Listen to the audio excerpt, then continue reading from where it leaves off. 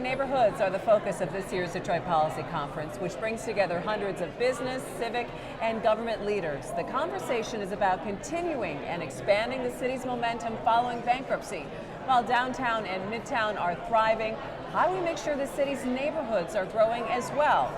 Here to talk more about this year's conference is the president and CEO of the Detroit Regional Chamber, Sandy Baruah. Sandy, it's always good to see you back here on MiWeek. Thanks for having me, Christy. And congratulations on another successful policy conference. This is our 5th year. It has been a tremendous success to have a conference in Detroit, really focused on Detroit, that is really accessible from a price point standpoint, from a location standpoint. It has been absolutely fabulous for us, and we think it's become one of the must-attend events in our region. All right, so when you pick the focus of these events every year, why neighborhoods, why now? So, neighborhoods are incredibly important because while we have seen some great activity in Downtown and Midtown and other neighborhoods, we're still not world-class in those neighborhoods. Don't get me wrong, we have a long way to go in those neighborhoods. But where the real effort resides is in our historic neighborhoods across the city. And the reason it's important to us as a business organization, and we are a business organization paid for by business to focus on business issues, but the reason we care about the neighborhoods is really twofold. One, we live here too. I mean, these are our neighborhoods, this is where we live, this is where our employees live, so that's important from that respect. But secondly, we are one economic ecosystem. 70% of all of our economy is based on consumer spending. If folks in our neighborhoods or any other place can't afford to spend money on everything from cars to restaurants to haircuts, what does that mean for our economy? And so we want everyone to thrive. Sandy, neighborhoods thrive on small businesses, mom and pop shops, bakers, dry cleaners, etc. How does the chamber, you're used to dealing with much bigger enterprises, how does the chamber nurture and encourage these little mom and pop startups? Nolan, that is the $1,000 question, right? One, what is the right policy prescription for sustainable, long-term sustainable economic growth in our neighborhoods? Because if it were easy, we'd have done already. And as you know well, people criticize, well, why are all the investments going downtown or in Midtown? So, well, the answer is really simple, because that's where they can get a return. We need to figure out what that policy prescription is for the neighborhoods. One of the things that we're trying to do is really focus on financial literacy. People who can start a business because they have that entrepreneurial spirit, they have an idea. One of the reasons they can't do that is because they don't understand how money works, they don't understand how credit markets work. And that's why we've partnered with Operation Hope to get Hope Insight Centers, which are financial literacy counseling centers across the city, particularly in our neighborhoods. Yeah, talk about John Hope Bryant with Operation Hope. He's here today talking about this. Talk about how important it is to get that message to kids as well as adults. Absolutely. So when you think about, credit scores are probably one of the least sexy things you can possibly talk about, right? It's just a number, it seems kind of, a not real thing. But think about it, if you raise a credit score, someone's credit score from say 450 to 650, all of a sudden you've taken someone who was not eligible for a loan, who maybe not could even rent an apartment, let alone buy a house, and you now have a consumer who's at 650 or 700 who can get a car loan, who can rent an apartment, who can get a credit card. They are now part of the economy. Think about what that means for an individual, think about what that means for a family, and if you do that to enough families, think about what it means for a neighborhood.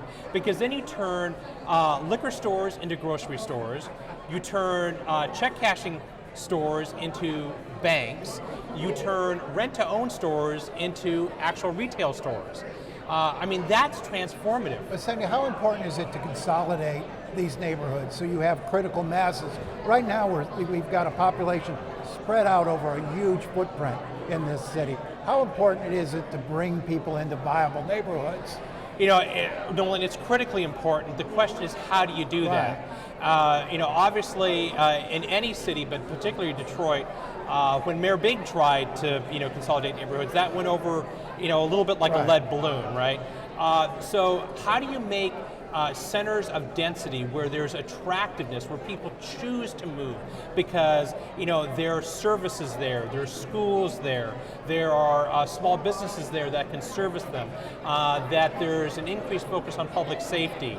I think that's going to be the strategy going forward. And you need to let it be a little bit, again, market-based. I don't think government should say, listen, this is where you're going to live. I don't think government should say, these are the neighborhoods we're going to focus on, but we need to kind of have that happen naturally. It's a tough policy procedure. Let's talk a little bit about timeline, though, because I think we're all impatient to see a lot of action happen, but when you're talking about financial literacy and educating a population, that is a long-term goal.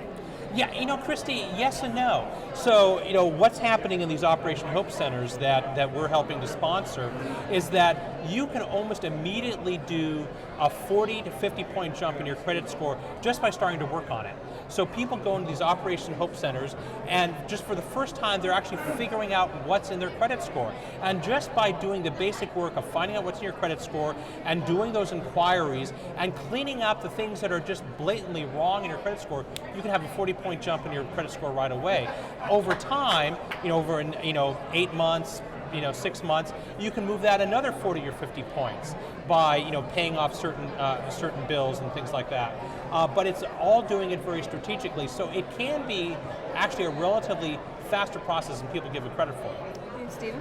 Talking quickly about the connection between big businesses that are thriving in Downtown and Midtown and these efforts at financial literacy in neighborhoods. Yeah, so, and here's the rub, right? And you guys have talked about this on the show and in the newspaper.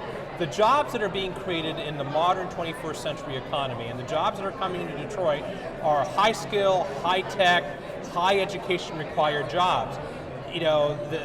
What we all know in Michigan and in Detroit is that we've gone through now a couple of generations where people did not get the education they really needed to compete and win in the 21st century global economy.